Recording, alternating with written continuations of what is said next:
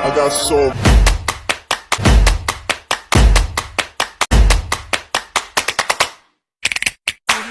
Perkenalkan, nama saya Ahmad Saiful Auluddin. Kenalkan, nama saya Andini Marzenurizi. Nama saya Asep Saiful. Nama saya Azka Kurma.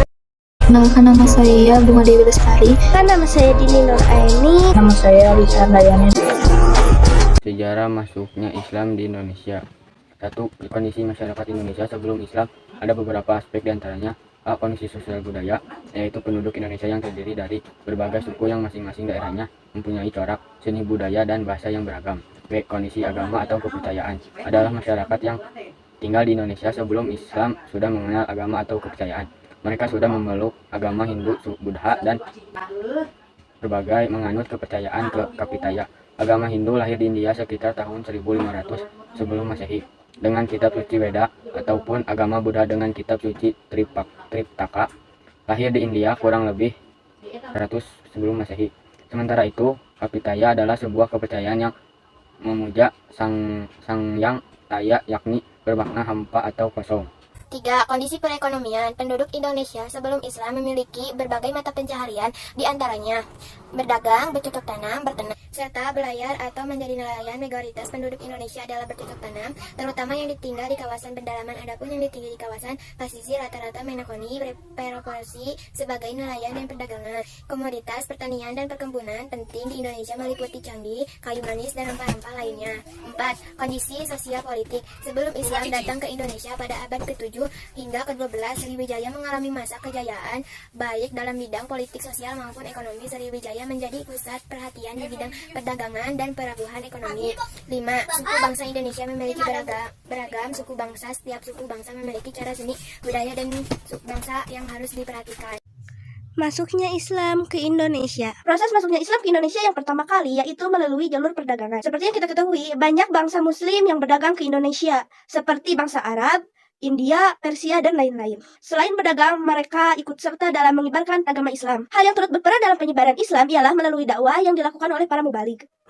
Kedua, perkawinan. Seperti yang kita ketahui bahwa bangsa Arab memiliki status sosial yang lebih tinggi daripada pribumi. Sehingga para pribumi, khususnya para bangsawan, tertarik untuk menikahi mereka. Tapi untuk menikahi mereka diminta untuk masuk Islam terlebih dahulu. Alhasil, banyak kerajaan-kerajaan yang terlahir sehingga dapat mempercepat penyebaran agama Islam di Indonesia.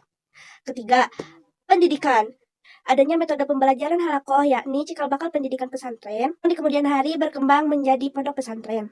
Model pendidikan ini menjadi ciri khas santri atau peserta didik yang menginap di asrama dan dibimbing oleh guru agama, kiai, ataupun ulama. Seni budaya. Penyebaran Islam juga dapat dilakukan melalui seni seperti Sunan Kalijaga. Dalam penyebaran Islamnya, beliau selalu menggunakan wayang. Dalam pertunjukan wayangnya itu, para penonton diminta untuk mengucapkan syahadat. Selain wayang, ada juga karya seni lainnya, di antaranya hikayat, babad, kaligrafi, qasidah, tari japin, dan lain-lain. 5. Tasawuf. Ilmu ini menggabungkan antara ajaran Islam dengan hal magis, sesuatu yang menghubungkan dengan perkara gaib, dan mempunyai kekuatan untuk menyembuhkan. 6. Politik. Raja-raja Islam memengaruhi raja non-muslim sehingga terjadi konflik internal. Jika konflik itu dimenangkan oleh kerajaan Islam, maka kerajaan non-muslim harus masuk Islam. Teori masuknya Islam ke Indonesia. A. Teori Makkah. Islam masuk ke Indonesia mulai pada abad ke-7. Teori ini didukung oleh Angka Vanler dan teori Arnold. Teori ini didasarkan oleh adanya perkampungan Arab dan kerajaan Samudra Pasal yang menganut mazhab Syafi'i, dan raja dari kerajaan Samudra Pasal yang menggunakan gerak al-Malik. B. Teori Persia. Teori ini berpendapat bahwa Persia Iran yang membawa agama Islam ke Indonesia. Teori ini didasarkan atas kesamaan budaya. Asyura buka kurung Persia, Tabut buka kurung Indonesia. Ajaran tasawuf dan sistem pengejaan Jabar CS. C. Teori Gujarat. Masuknya Islam ke Indonesia pada abad ke-13 Masehi. Teori ini didasarkan pada kurangnya fakta peranan Arab dalam penyebaran Islam. Hubungan dagang antara Indonesia sampai India dan Batu Nisan, Sultan pertama kerajaan Samudra Pasal yang bertuliskan corak khas Gujarat.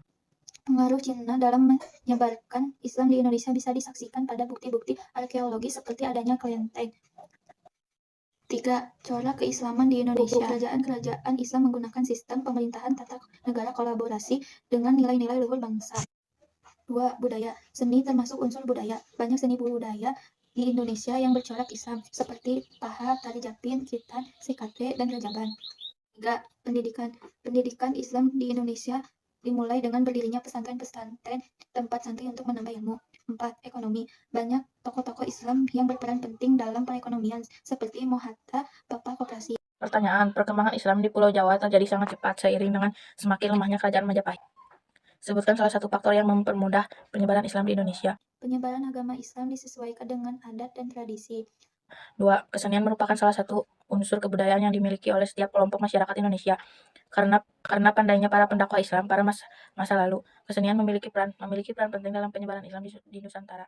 Di antara kesenian yang media dakwah adalah wayang kulit. 3. Sebutkan ada berapa corak keislaman di Indonesia, jelaskan. 4, yaitu politik, budaya, pendidikan, dan ekonomi. Siapa yang mendukung Hari Islam masuk ke Indonesia mulai pada abad ke-7? Angka Vanler dan T.W. Arnold. 5. Sebutkan ada berapa tari masuk Islam ke Indonesia, jelaskan. 4. Yaitu teori Mekah, Persia, Gujarat, dan Cina. Kesimpulan, kondisi masyarakat Indonesia sebelum Islam. 1. Bermata pencaharian yang mempunyai nilai ekonomi. 2. Kaya akan sumber daya alam. 3. Beraneka ragam seni budaya. 4. Terdiri atas berbagai suku bangsa. 5. Sudah ada pemerintahan berupa kerajaan-kerajaan Indonesia. 6. Masyarakat Indonesia sudah menganut agama. 2. Secara garis besar, Islam masuk ke Indonesia melalui perdagangan, perkawinan, pendidikan, tasawuf, serta seni dan budaya. Ada 4 teori yang menjelaskan mengenal masuknya Islam ke Indonesia, yakni teori Gujarat, India, Mekah, dan Cina.